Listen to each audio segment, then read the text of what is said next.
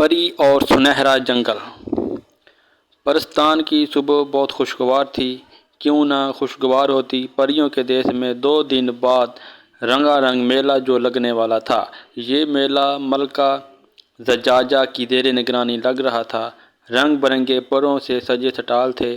ملکہ نے سب کی پسند کا خیال رکھا تھا۔ ننھی منھی پریوں کو اب ایک عجب شوق ہو گیا تھا جو کتب بینی کا تھا۔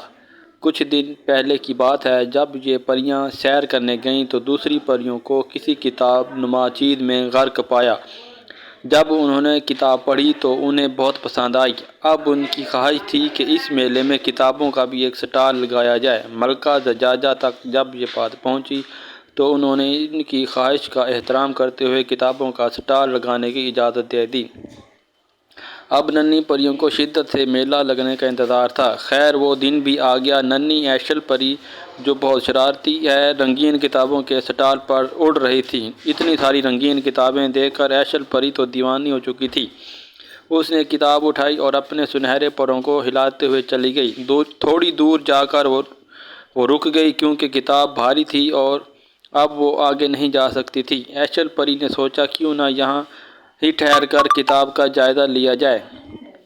جیسے ہی اس نے کتاب کھولی، ایک سنہری روشنی کی لہر باہر کو لپکی، جسے دیکھ کر اس کی آنکھیں حیرت سے پھیل گئیں اور ایشل پری اس کے سحر میں کھو گئی۔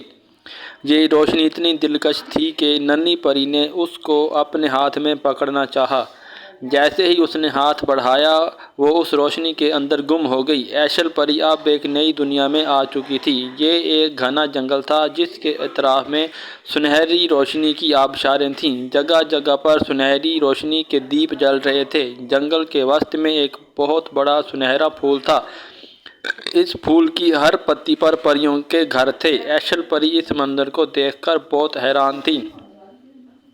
اسے سمجھ ہی نہیں آ رہا تھا کہ وہ پرستان واپس کیسے جائے گی۔ اسی اثنا میں زرکا پری نے اسے دیکھ لیا۔ زرکا پری نے ایشل پری کو اپنے ہاتھ میں لیا اور سنہرے پھول کے درمیان میں بنے ایک میدان میں لے آئی۔ ایشل پری نے دیکھا تو یہ تو ملکہ کا دربار ہے۔ زرکا پری نے ملکہ سیپ کو کچھ بتایا تو ان کی آنکھیں چمکنے لگیں۔ انہوں نے ایشل پری کو اپنے پاس آنے کا حکم دیا۔ ایشل پری اپنے ننھے پروں کو ہلاتے ہوئے ان کے پاس آئی۔ انہوں نے اس کو پیار کیا اور کہا، اے مہربان پری، تم یہاں ہماری مہمان ہو۔ میرا نام تو ایشل ہے، مہربان نہیں۔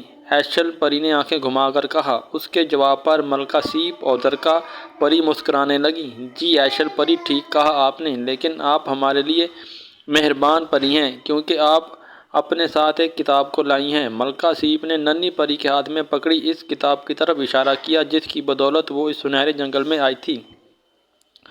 اوہ، یعنی یہ آپ کے سنہرے جنگل کی کتاب ہے؟ جی ہاں، اس کے کھو جانے کی وجہ سے سب بہت پریشان تھے، لیکن اب یہ مل گئی ہے تو سنہرے جنگل میں خوشیوں کا راج ہوگا۔ اس طرح آپ ہمارے لیے مہربان پری ہوئی نا؟ ان کی بات پر ایشل پری بھی ہنسنے لگی۔ اگلے پل ہی ایشل پری اداس ہو گئی۔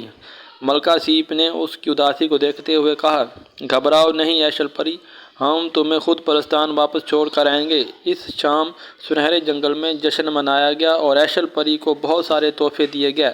ان تحفوں میں ایک خاص کتاب بھی تھی جس میں سنہرے جنگل کی بہت سی تصویریں تھیں۔ ایشل پری بہت خوش تھی۔ جشن کے اختتام پر زرکا پری اور ایشل پری پرستان کی طرف روانہ ہو گئیں۔ سنہری آبشار کے پاس پہنچ کر زرکا پری نے کچھ پڑھ کر ایشل پری پر پھونک ماری تو اسے نیند آ گئی۔ ارے یہ ہے ایشل پری، شکر ہے اس کو کچھ نہیں ہوا، اس جادوئی کتاب نے اسے کچھ نقصان نہیں پہنچایا۔ ایشل پری نے اپنے ارد گرد بہت سی پریوں کو اڑتے دیکھا تو سمجھ گئی وہ پرستان میں واپس آ گئی ہے۔ اس نے مسکراتے ہوئے کہا، میں واپس آ گئی ہوں اور پھر سے اپنی شرارتوں سے سب کو تنگ کروں گی۔ اس کی بات پر سب ہنسنے لگے۔